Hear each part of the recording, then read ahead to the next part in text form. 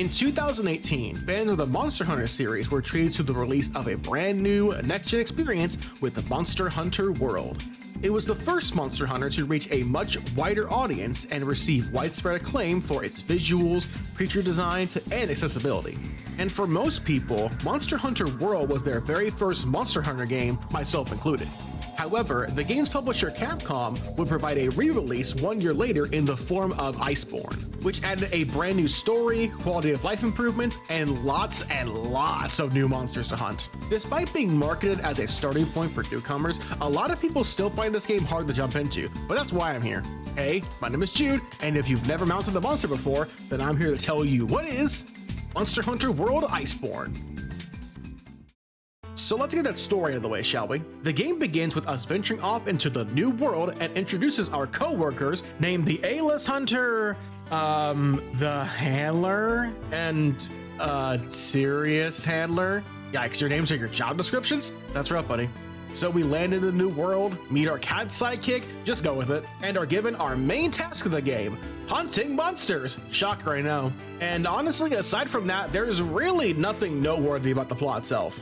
Most of the cutscenes are just there to show off the monster, a few new areas, etc. Though they certainly went out of their way to try and make you care about these coworkers, huh? And with very little success, because these people are just there to move the plot along and that's about it.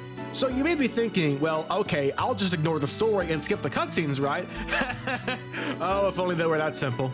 See, in this game, you can't skip the cutscenes. Why? Don't worry about it. And sadly, this also applies to multiplayer cutscenes, meaning the whole squad has to wait for the host to finish watching the cutscene until they can all join the quest. Thanks, Capcom. Now granted, Monster Hunter isn't known for its narrative or anything. Heck, they literally made a spin-off called Monster Hunter Stories, for goodness sake. So if you're looking for an interesting narrative to follow along with, look somewhere else. You're not going to find it here. But as Papa Gamer once said, don't think too hard about all of this. Just go out and kill a few beasts. It's for your own good. Okay.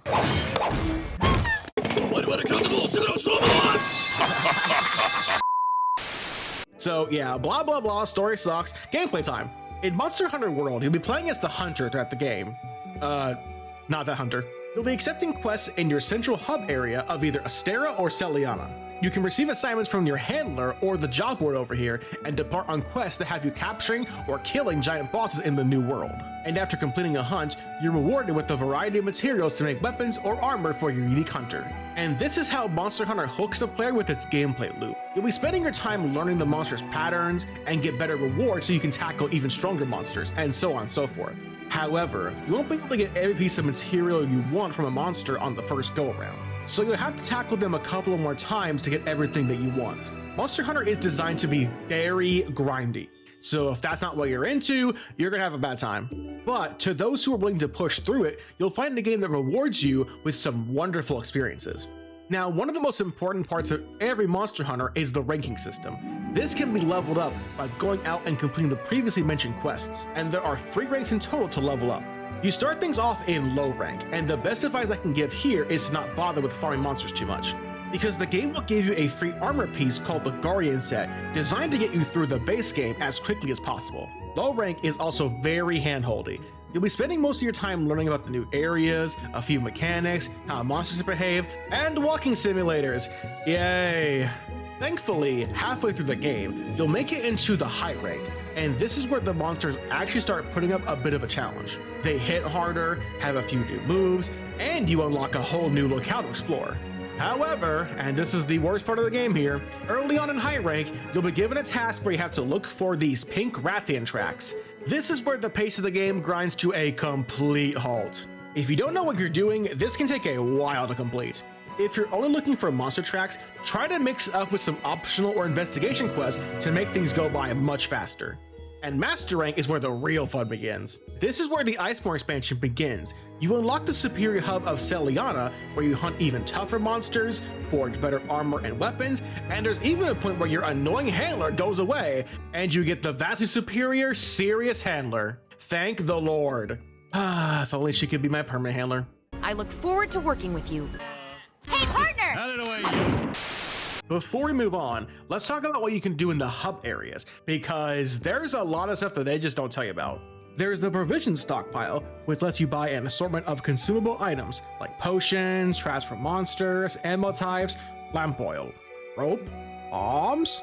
You want it? It's yours, my friend, as long as you have enough rubies. Anyways, there's the botanical research, which lets you farm materials to make more consumable items like herbs, bugs, honey, etc. You can also upgrade this to get even more stuff from a harvest, so do that ASAP. The provisions manager handles the investigation quests and daily bounties to get some good materials to help cut down on the farming. The blacksmith lets you forge weapons and armor. Your living quarters lets you access extra DLC stuff. The elder melder, get it, lets you make a variety of monster parts like mantles and gems with the celestial variant prints. Trust me, you're gonna need these in the endgame. And in Celiana, there's this place near the gathering hub called the Steamworks. You can play a short little minigame here to farm stuff like mega potions, ancient potions, armor spheres, etc. Speaking of the gathering hub, this is where you and a group of friends can meet up and tackle quests together, and you can have up to 16 people in your gathering hub in total. Now both bases have a gathering hub, but Celiana's hub is vastly superior, since it has a dedicated blacksmith you can just go to instead of having to go through another load screen. One last thing to mention is that before going out on a hunt, be sure to eat some food via the kitchen over here. Eating can give you various benefits to your character during the hunt, like extra health and stamina, monster materials not decreasing after a death, just to name a few. And if you're looking for some specific buff, you can always make your own custom dish if you want. But if you're just starting out, go with the chef's choice. Now, selecting what type of armor you have will factor in on how things are going to go down in the hunt. So be sure to look at the armor's abilities that it comes with. There are 5 pieces of armor to forge at the blacksmith over here in the hub. Most players will have mixed sets that help buff them during combat, but there are also armors that will give various buffs if you have a full matching set. Now, there are plenty of guides online to help you decide what kind of armors are better depending upon what kind of build you want to go for. Unfortunately, and this is a recurring thing in the series, there will be armor sets that require you to hunt an entirely different monster to get that one armor piece you want. And boy howdy is it annoying. Also, as soon as you get the chance, upgrade your armor's level at the blacksmith. Trust me, you need that higher defense in Iceborne. Next, let's go over how you'll be approaching combat with the Clutch Claw. The Clutch Claw is a world-exclusive tool, and boy howdy, this thing is busted.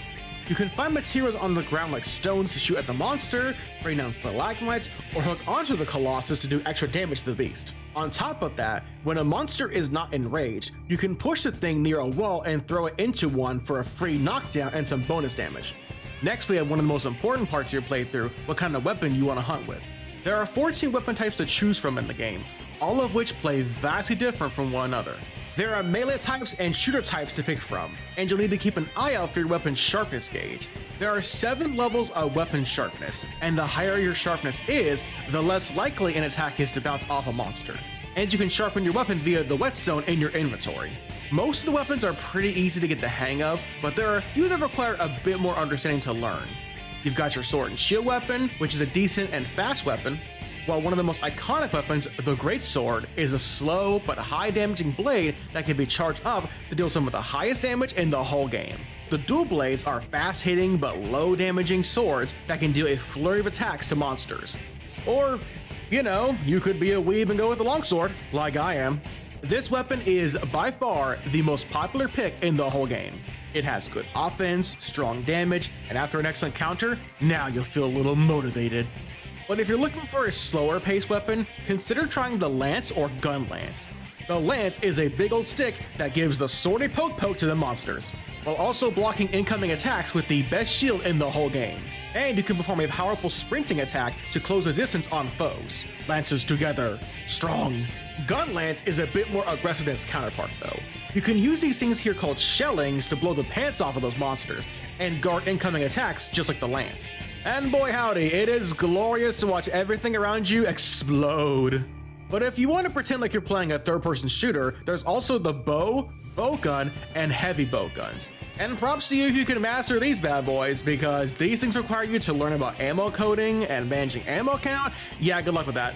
While Charge Blade, Hunting Horn, and Insect Blade are some of the more complicated weapons to learn, as you have to learn how to perform musical notes that can buff allies with the Hunting Horn. While the Charge Blade has you managing these files here and dish it out in one big old final strike. And the insect glaive is a very flippy and dippy kind of weapon, since you can perform spinning slashes in midair while also managing these things here called kinsects. Now, there's no wrong weapon to choose from, just try one out in the training area and see what you think of it. However, this is the part of the video where I tell you my personal favorite weapons in the game. The first one being the Switch Axe, a slightly more complex weapon that has two forms to manage, Axe Mode and Sword Mode. Axe Mode is much faster, able to dish out strong damage to build this meter over here to transform into Sword Mode, which is much slower but offers extra damage and has its own meter to build up that eventually lets you climb on the monster and blow stuff up. And it's a sword that's also an axe. Nice. And now it's time for me to get me mallets. It's hammer time. There are two things you do with the hammer. First, you bonk monsters in the head to do major damage, and that's it. This weapon is as onga as all bonga. You can charge up attacks to do even more damage, smash monsters to make them pass, and then do it all over again, and it is glorious. Stop. Hammer time.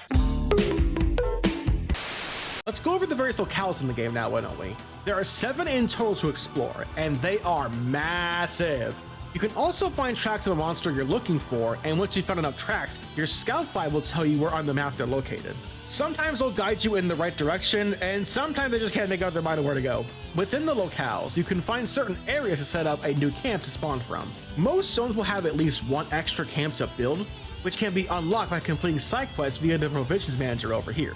Now, the Ancient Forest is confusing as all heck. It's big, massive, and everything looks the same.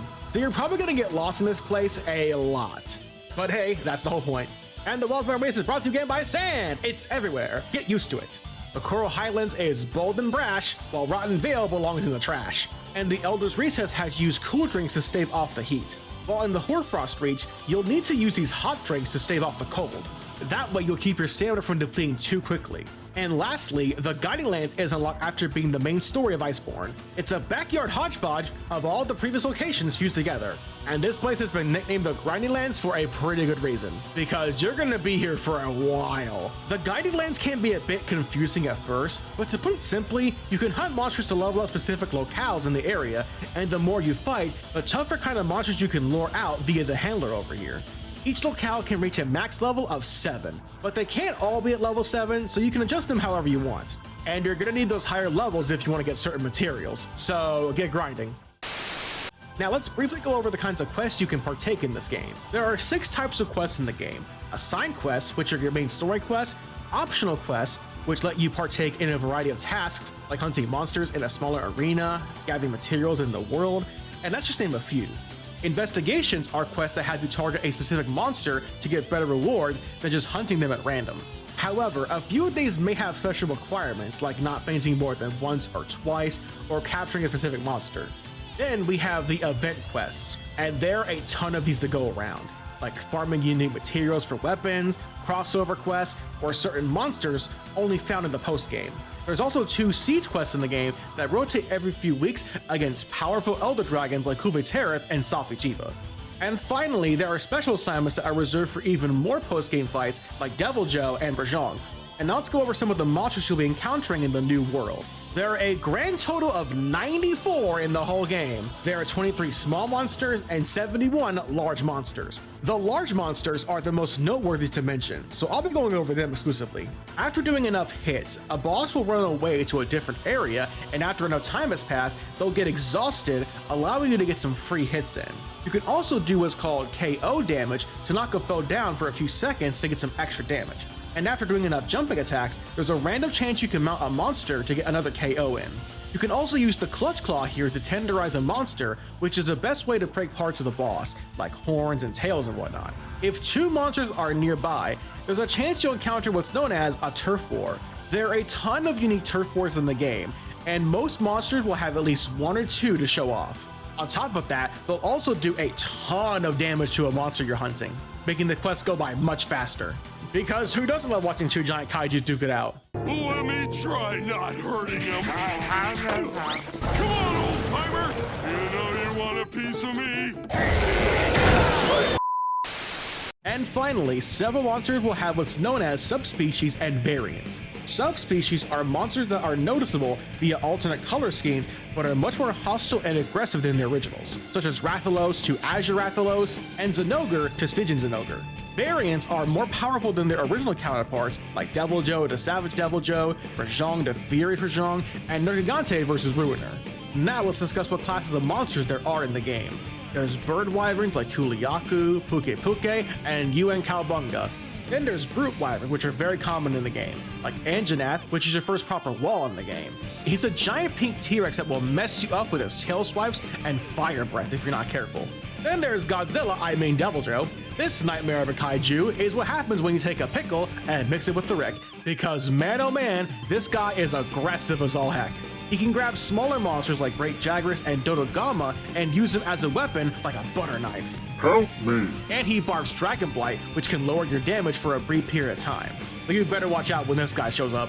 And then Glavenus, one of the sickest monsters in the whole series. He's another T-Rex-like monster who has a sword for a tail, and if you manage to cut it off, it'll stab it to the ground like a butter knife. The first Brachydios is a really cool monster, but Raging Brachydios takes things to a whole nother level. His Blast Blight is much more dangerous in this encounter, which can even fall off him during KOs. He's also way bigger than last time, easily towering over the Hunter with one of the hardest tails to cut off in the entire game. Thankfully, he can be easily toppled over by slashing at his legs enough times. And then you get to the finale, where he traps you in this arena as everything around you explodes, and you have to do everything in your power to bring him down before he brings you down. Flying wyverns are some of the most common creatures found in the game, like Rathalos, the most well-known monster in the series, which is the first fight in the game that teaches you to use flash pods to bring this guy down to your level. And then there's the monster that legends tell only appears in high rank. The first proper rival character of the game, the B-52 Bomber. Time is not on our side, gentlemen!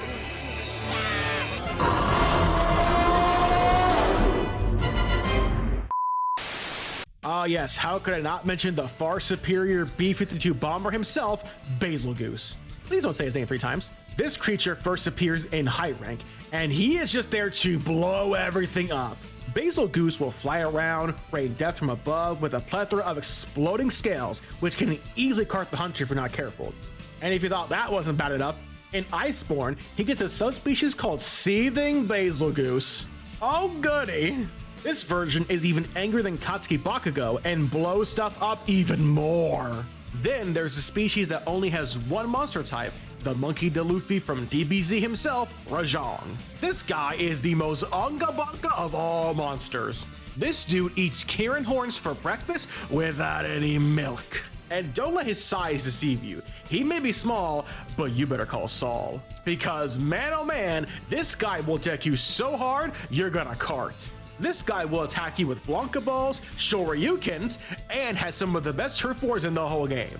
So when this guy shows up, you better run, because he's about to go Super Saiyan on you.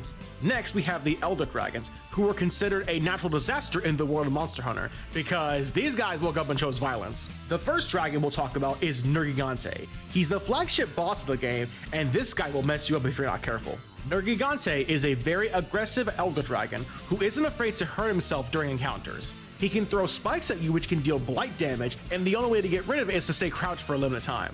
And this guy ain't afraid to get on 2 legs and give you the slam jam. Thank you, ma'am. Next we have Safi'jiiva, who looks like he came straight out of Dragon's Dogma. The second siege fight in the game after Kulbe Tereth, and the adult form of the final boss of World, Safi'jiiva will spend most of his fight shooting Kamehameha barbs, absorbing energy, and he can one-shot you with his death ray from above, which can only be dodged by hiding behind a pillar over here. If Safi'jiiva is close to cracks in the ground, you can shoot at it to do major damage to the boss. But you only have about 20 minutes to beat this dragon, so it's very difficult to get him taken down in one attempt. He also gives some of the best weapons in the entire game, so you'll want to get this guy whenever he comes around. And then we have the first black dragon of Iceborne, Alatreon, who absolutely tanked the Steam reviews of this game. This fight takes place in a single arena, where you have to break his horns to keep him in a specific element so he doesn't change his weakness. On top of that, after about 7 minutes, he will launch a powerful attack that can wipe your party unless you heal through it.